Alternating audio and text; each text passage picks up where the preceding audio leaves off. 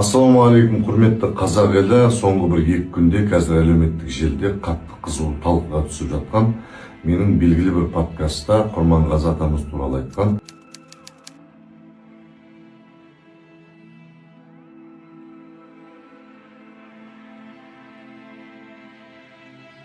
Құрметті қазақ халқы, қазақстандықтар, біз батыс өңіріндегі Қызылқұрт руы азаматтар атынан, Әлке Қызылқұрт қоғамдық қор өкілдері атынан Құрманғазы Сағырбайұлы атамыздың ұрпақтары төмендегідей мәлімдеме жариялаймыз.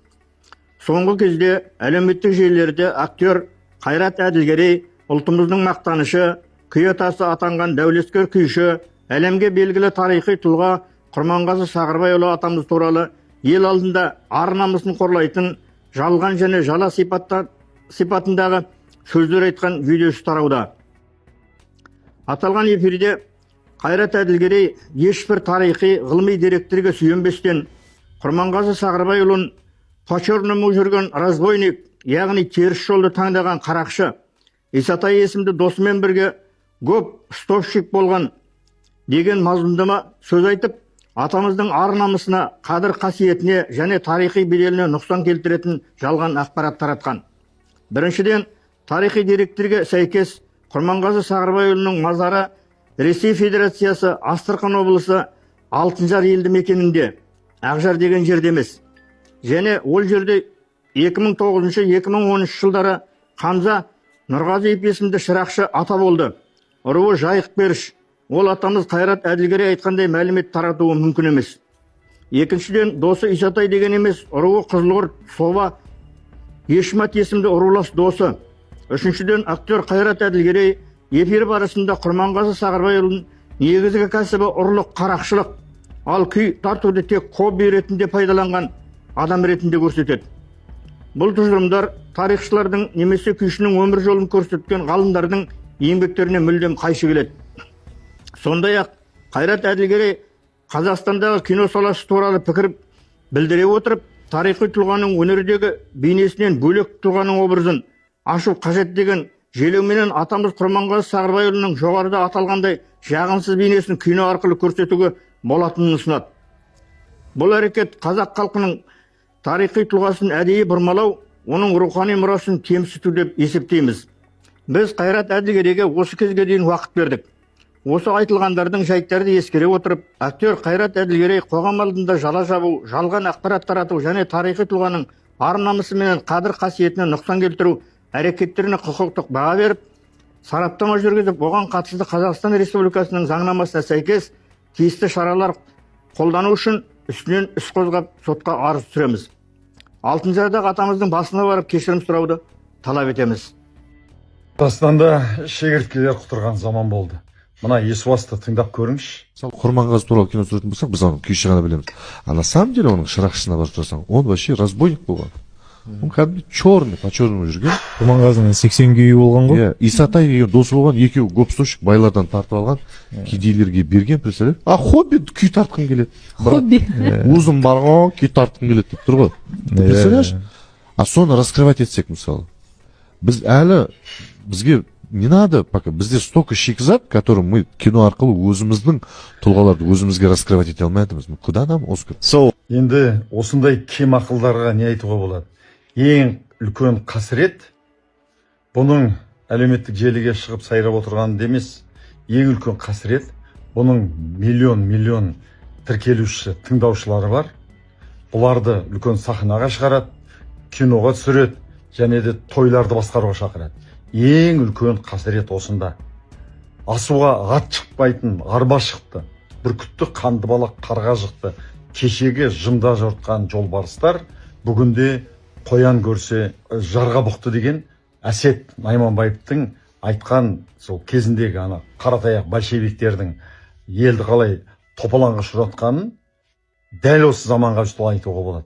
Осы азаматты сотқа беру керек дегенді қолдасаңыздар, сотқа беру керек деп жазыңыздар, сот деп жазыңыздар айтпесе. Бірігіп, осы біздің бабаларымызды, біздің ұлттық рухымызды қорлаған үшін бұл жігітке үлкен айыппұл төлеп, сотқа беруге, төлету керек. Сотқа берейік. мынау әлеуметтік желіде шолып жатқан Қайрат Әділгерей бауырымыздың мына Құрманғазы туралы ой пікірі дұрыс болмады. Құрманғазы кім, Қайрат кім?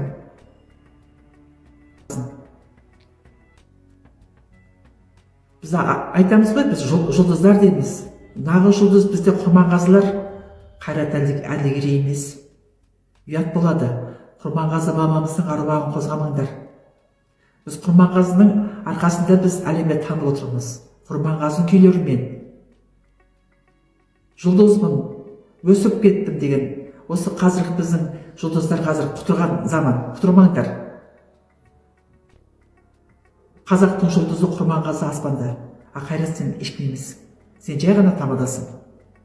Осыны біліп қойыңдар. Атамыздың аруағымен ойнамаңдар. Болды.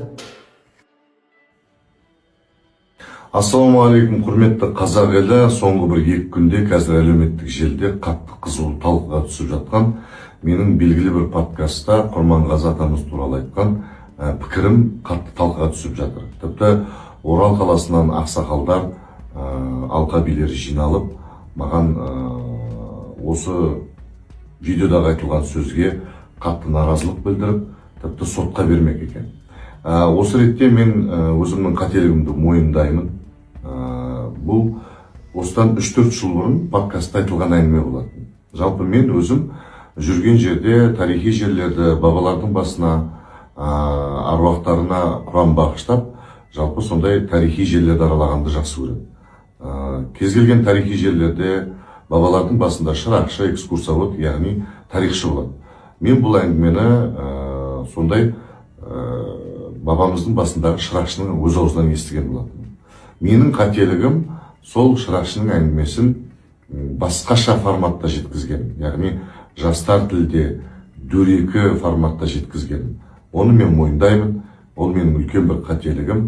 Енді подкаст білесіздер, өте бір еркін форматта жүргізілетін сұхбат, сондықтан да өзімді кішкене еркінсіп, эмоцияға беріліп, осы бір естіген өзімнің информациямды қате дұрыс емес жеткізген. Сондықтан да мен оралдық ақсақалдардың талабын орындауға дайынмын. Осы 1-2 күндікте, яғни 15 ақпанда осы Астрахан еліне барып, Володар ауылына, яғни ауданына барып, бабамыздың басына барып, құран бағыштап, сол жердегі барлық жағдайды, мағлұматты, мәліметті сіздерге түсіндіре кететін боламын. Сондықтан да сүрінбейтін тұяқ, жаңылмайтын жақ жоқ дейді. Сіздерден кешірім өтінемін, және де бұйыртса бабамыздың басына барған кезде тағы да толыққанды видеоны сіздерге түсіріп жеткізетін боламын. Аман болайық, еліміз аман, жұртымыз тыныш болсын.